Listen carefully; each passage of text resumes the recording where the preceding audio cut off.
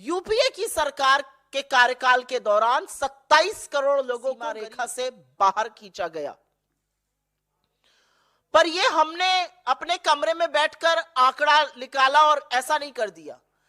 World bank ने third party की report की पुष्टि की, जो स्थापित मानक है दुनिया भर में, और ये ग्लोबल इंडिसेस के चलते जब वहां से पुष्टि हुई तो माना गया कि हां 27 करोड़ लोग गरीबी की सीमा रेखा से उबारे गए। यहां पर तो अपने ही मुंह मियां मिट्ठू बन जाओ, शंखनाद कर दो, बाकी काम तो चरण चुंबकों की मंडली कर ही देगी। असलियत यह है किसका सर्वे किया गया, सर्वे का सैंपल साइज क्या था। मतलब नीति आयोग ने खुद ही अनुमान लगाया, खुद ही सर्वे कराया, खुद ही रिपोर्ट बनाई, खुद ही रिपोर्ट को प्रचारित भी कर दिया और प्रधानमंत्री से लेकर भक्त मंडली तक ने खूब भोपू बजाया उस रिपोर्ट का। और अंतिम बात, जो मूल मुद्दा है, जो लब्बो लबाब है इस पूरे गरीबी के आंकड़े का, असल में मोदी सरकार गरीबों का मखौल नहीं उड़ा रही है, वो आप जैसे समझदार मध्यम वर्ग लोगों का, बुद्धिजीवियों का उपहास बना चुकी है, इस देश का मजाक बना रही है। और कहीं ना कहीं सिर्फ आपको झूठ प्रचारित नहीं किया जा रहा है, खुद भी आंखों पर पट्टी बांधकर झूठ को घोटने का काम हो रहा है। और यह इसलिए हो रहा है क्योंकि इसी आंकड़े पर नीति निर्माण होगा, इसी आंकड़े पर योजनाएं बनेंगी, यही आंकड़ा बताया जाएगा अभी से लेकर चुनाव तक, और अभी से लेकर बजट बनने तक, अभी से लेकर नीति निर्माण तक। और इसी आंकड़े के आधार पर साजिश रची जा रही है इन 25 करोड़ लोगों को उनके गरीबी के जो थोड़ी बहुत राहत सरकारें देती हैं उनसे वंचित करने की।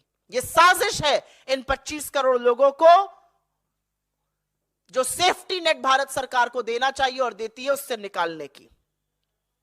इन गरीबों को ना सब्सिडी मिलेगी, ना फ्री का राशन मिलेगा, जल्दी ही ये इस सूची से बाहर निकाल दिए जाएंगे।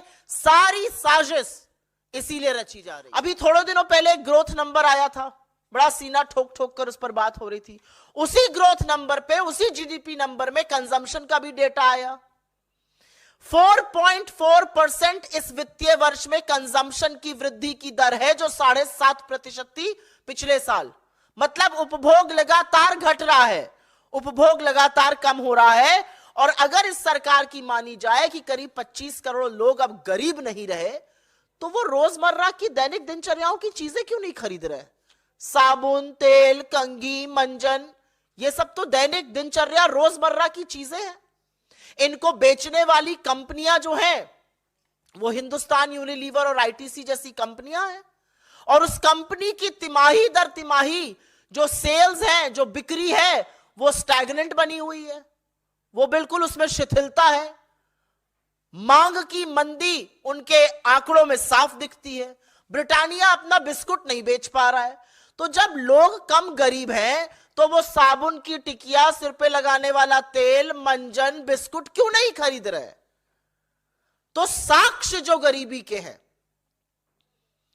वो सरकार के दावों के बिल्कुल विपरीत है। यह पहला पॉइंट रखना जरूरी है, क्योंकि मांग में आई मंदी साफ झलक रही है। और अगर आप ज्यादा संपन्न होंगे और कम गरीब होंगे तो आप ज्यादा चीजें खरीदेंगे, ज्यादा उपभोग करेंगे, जो इस देश का गरीब नहीं कर रहा है।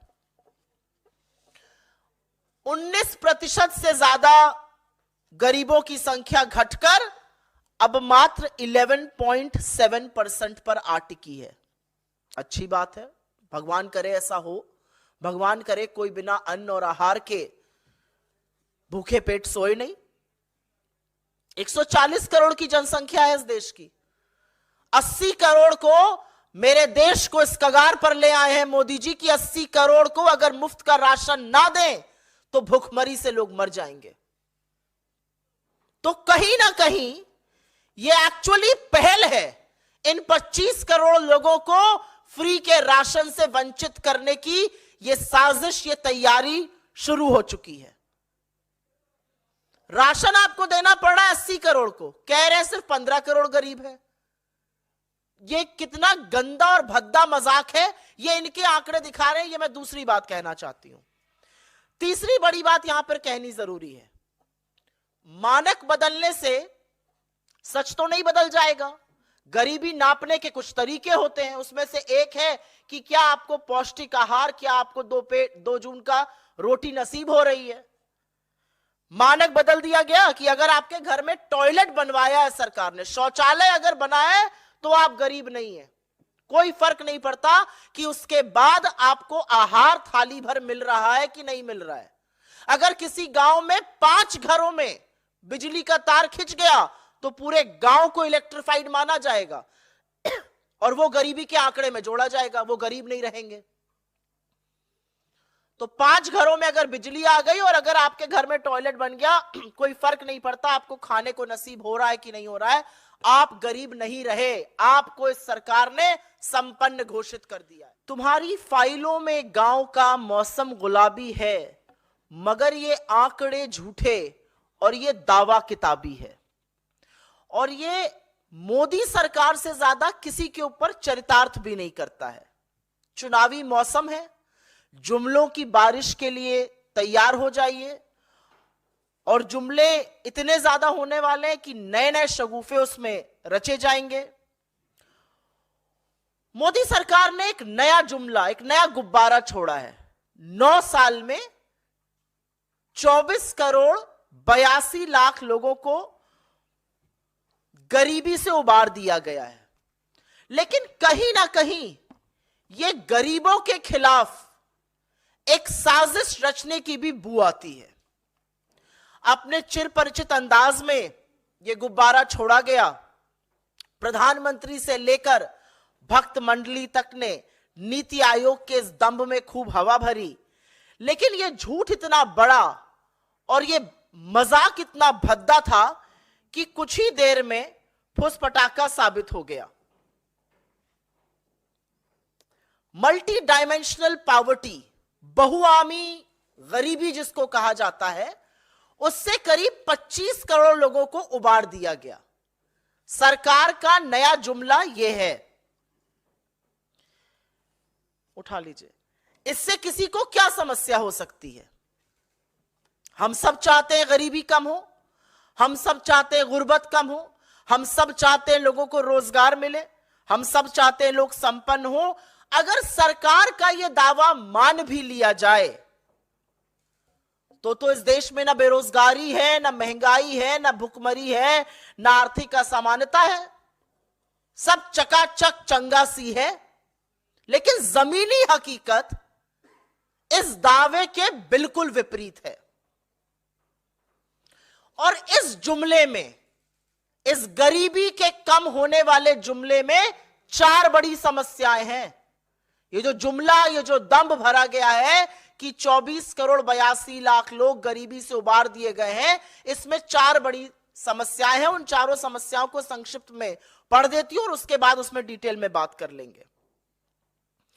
अगर गरीबों की संख्या घट गई है तो कंजम्पशन मतलब उपभोग लगातार घट क्यों रहा है?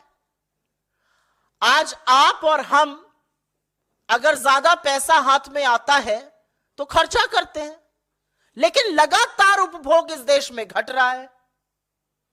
अगर सरकार की ही माने और गरीबी की दर 11.7% पर आ गई है, तो सरकार 11.7% का मतलब हुआ कि इस देश के 140 करोड़ में करीब सिर्फ 15 करोड़ गरीब रह गए। तो सरकार की क्या मजबूरी है? किस मजबूरी के तहत आपको 80 करोड़ लोगों को मुफ्त का राशन देना पड़ रहा है? और यहीं से साजिश की भी शुरुआत होती है और अभी उसके बारे में बात कर लेते हैं। नीति आयोग ने किस थर्ड पार्टी से यह आकलन कराया?